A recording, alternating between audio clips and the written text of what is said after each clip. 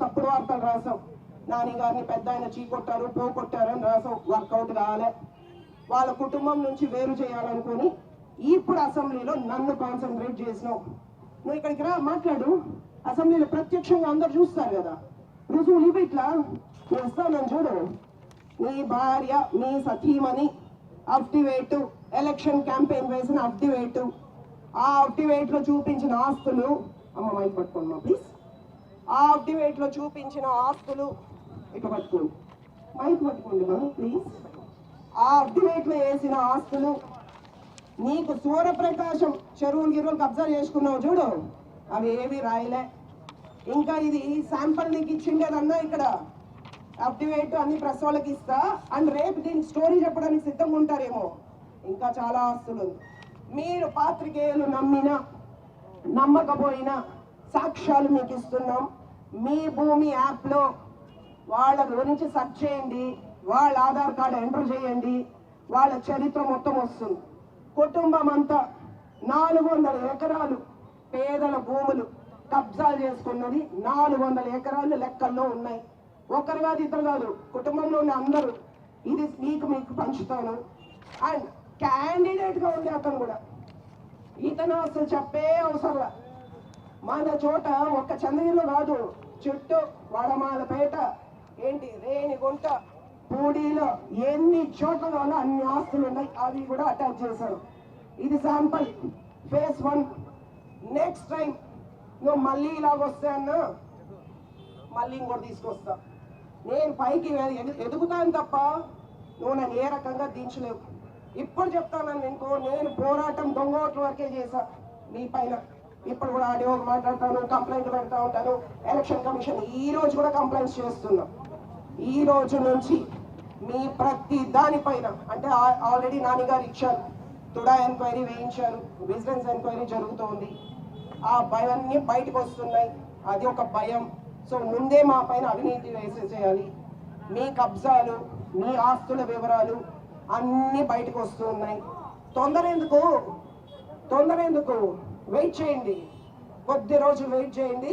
మీరు లోపలికి వెళ్ళే టైం కూడా వస్తుంది. అంటే ఈ రోజు అనుకోని ఈ రోజు ఉంటే మా పెద్ద ఆయనని ఇన్సల్ట్ చేసి అవమానించి డిప్యూటీ సీఎం గారి కుటుంబ సభ్యులను అవమానించిన వాళ్ళు 9 నెలలు మేము వెయిట్ చేయబడలా. వెంటనే లోపల పడేసాను. పెద్ద విషయం కాదు. మీరు చేస్తారే తప్పుడు అరెస్టులు, అలాగా లే. చట్ట ప్రకారం చట్టం తన పని తను చేసుకుంటుంది.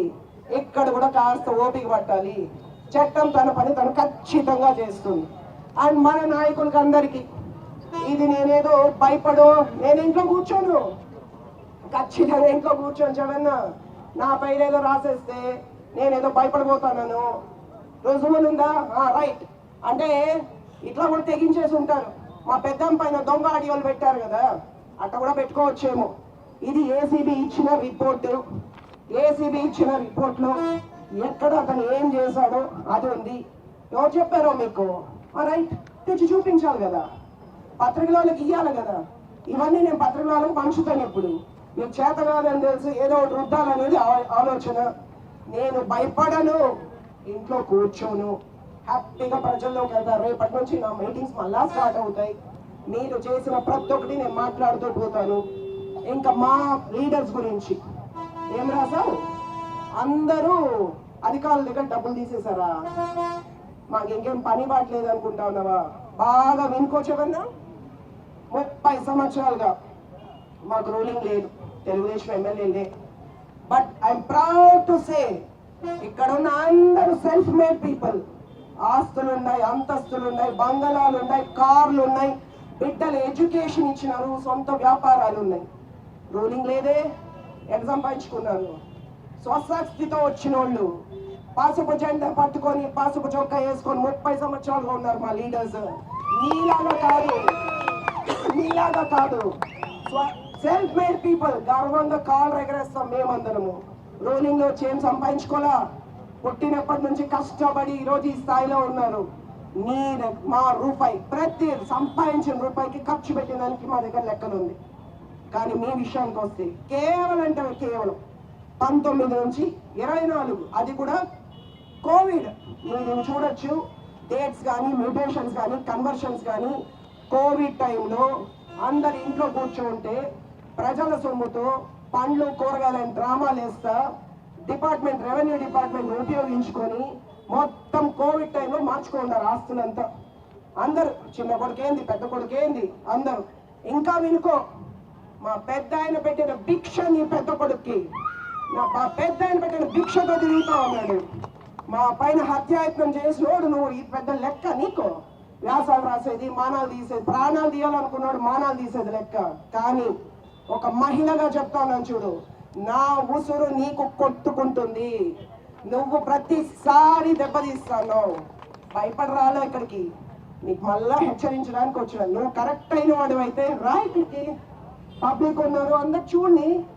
ఈ రోజుతో నువ్వు హీరో అయిపోతావు కదా, మా రాజకీయం జీరో అయిపోతుంది కదా రుజువులు ఇస్తే. మర్యాద కానీ నీకు అవి ఏంలే. నాని గారు ఏంటంటే కూడా ఇట్లా దొచ్చుకుంటూ వస్తూ ఉంటారు. ఇప్పుడు నేను అన్నా కూడా మీకు ఏంలే, ఇట్లా దొచ్చుకొని మళ్ళీ వారానికి మళ్ళా వస్తారు, ఏముండదు మీకు. కాబట్టి ఇది ఫేస్ 1. నీ కొడుకుతో ఒక్కరిదే నీ సతీమణి ఆస్తులు చిట్టాలు అప్డేట్లు చూపించలే కదా.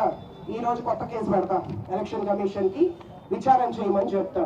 మనకి ఎన్ని కేసులు ఉంటే అంత హీరోలు, ఆడవాళ్ళు ఎంత విమర్శిస్తే అంత ఎదిగిపోతామని సిగ్గుగా లేదని అందరికీ తెలుసు. అండ్ ఇంకొక మాట చెప్తున్నా, ఇక్కడ ఉన్న అధికారులకు అందరికీ ఇది మంచి గవర్నెన్స్, మంచి రాజకీయ వ్యవస్థ, మంచి అధికారిక వ్యవస్థ ఉంది ఇక్కడ రాష్ట్రంలో ఉంది, చంద్రగిరి నియోజకవర్గంలో ఉంది. ఏ అధికారులు ఇక్కడ పనిచేస్తా ఉన్నారో ఆ ఊరు నుంచి ఈ ఊరికి, ఈ ఊరు నుంచి ఆ ఊరికి పోయినా మీ హయాంలో పనిచేసిన వాళ్ళే. కొద్దిమంది ఇష్టపడి తప్పు చేశారు, కొద్దిమంది కష్టపడి తప్పు చేశారు. 5 సంవత్సరాలు ప్రక్షాళన చేస్తూ ఉన్నారు. మారమని చెప్పాం, మారిన వాళ్ళకి ఏసీబీ లేవు. మారనోళ్ళ ప్రతి ఒక్కరికి ఏసీబీ రైడ్ జరుగుతుంది, అరెస్టులు ఇంకా అవుతాయి.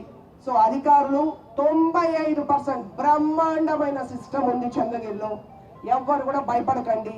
ఒకరో ఇద్దరో తప్పులు చేస్తున్నారు, సర్దిద్దుకుంటారు. మిగతా 95 మంది గవర్నమెంట్ ఎంప్లాయీస్ కి ఫాలో ద రూల్. మనం మంచి గవర్నెన్స్ ఇస్తా ఉన్నాం. అతను బ్లాక్ మెయిల్ కి భయపడద్దు.